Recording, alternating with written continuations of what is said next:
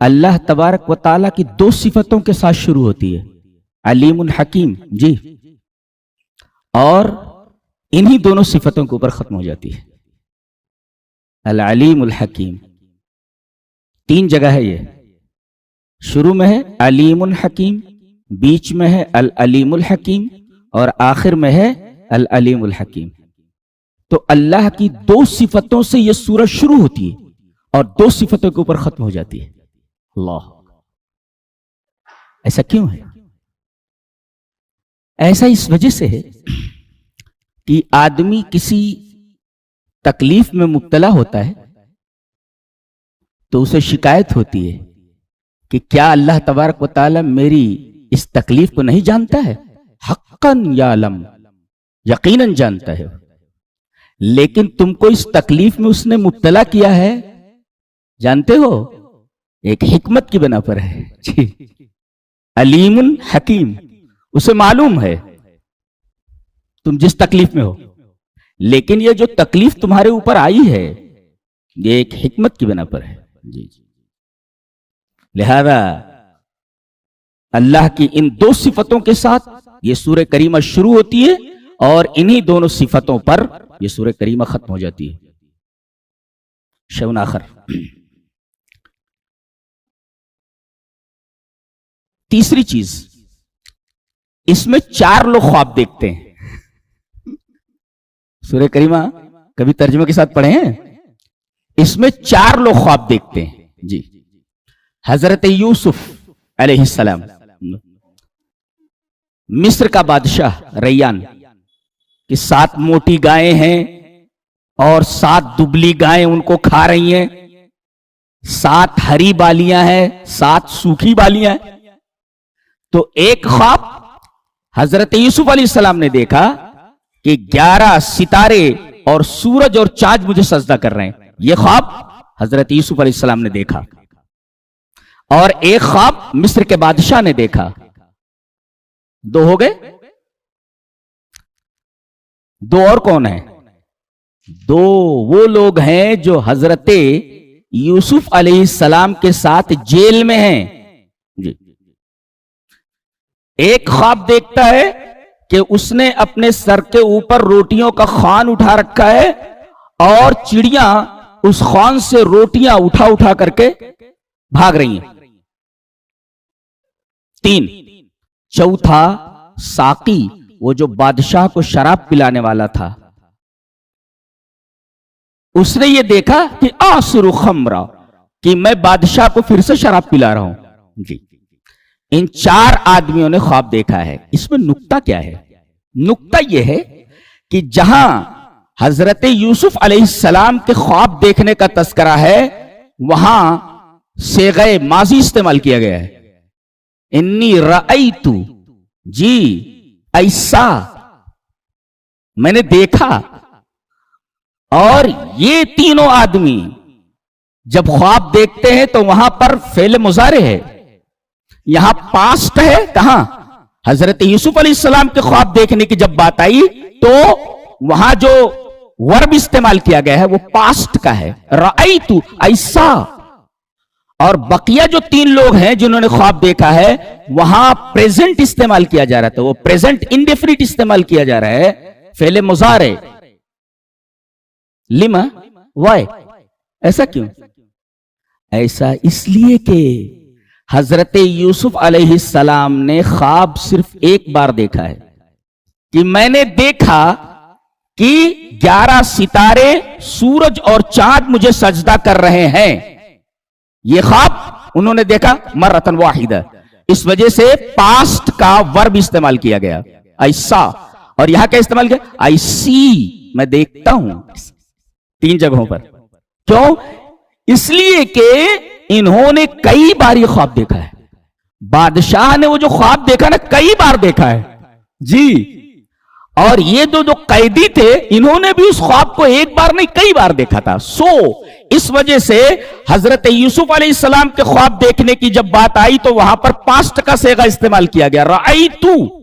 اور جب ان تینوں کے خواب دیکھنے کی بات آئی تو وہاں پر فعل مضارع پریزنٹ इंडेफिनिट इस्तेमाल किया गया क्योंकि इन्होंने ये ख्वाब एक मर्तबा नहीं कई बार देखा था। ये फर्क ये समझ में आया? हजरत यूसुफ अलैहिस्सलाम ने जब ख्वाब अपने अब्बा से बयान किया, नबी याकूब से अलैहिस्सलाम, तो हजरत याकूब अलैहिस्सलाम ने इनसे कहा कि या बुनैया, ए मेरे बच्चे, ला तक़्सुर रुयाका अला इख्वती, अपने भाइयों से ख्वाब बयान मत करना, फयकीदू लका कैदा। जी, इसमें नुक्ता यह है कि बड़ा जब छोटे को किसी काम से रोके तो छोटा उलझन में पड़ जाता है। बड़ा मुझे इस काम से क्यों रोक रहा है? कोई छोटा बच्चा है, उससे कहें कुछ काम कर रहा है, डोंट डू दिस, ये काम मत करो, अब उसके जहन में फौरन बात करो, व्हाई, वो ऐसा क्यों कर रहा है, क्यों मुझे रोक रहा है? लिहाजा उसके जहन में जो उभरता हुआ सवाल है उसे खलजान में मुब्तला ना रखा जाए, उसके सवाल का जवाब दे दिया जाए। इन्होंने कहा कि मेरे बच्चे ये ख्वाब बयान मत करना। क्यों?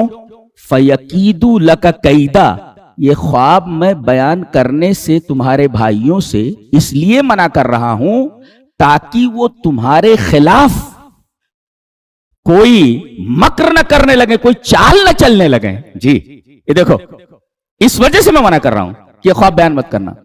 अच्छा, नुक्ता यह है कि एक भाई का दिल दूसरे भाइयों से खराब ना हो, इस वजह से आगे शैतान का हवाला दे दिया गया कि इन्ना शैतान लिल इंसानी अदुव्वुम मुबीन। ये भाई भाई के दरमियान ये जो नफरतें होती हैं, इसमें सारा का सारा मामला शैताने रजीम की तरफ से होता है ताकि एक भाई का दिल अपने भाइयों के तई खराब ना हो। देखिए, तो दिल न खराब। अच्छा, उसके बाद हजरते यूसुफ अलैहिस्सलाम जब अपने अब्बा से बोलते हैं तो कैसे बोलते हैं? या अबती, ए मेरे अब्बा। जानते हैं, ए मेरे अब्बा जब कहा जाता है तो ये जो निदा होती है, निदा, ये पुकार, ये तलत्तुफ के ऊपर दलील होती है। अब्बा बोले तलत्तुफ के ऊपर दलील। तलत्तुफ का मतलब होता है काइंडनेस।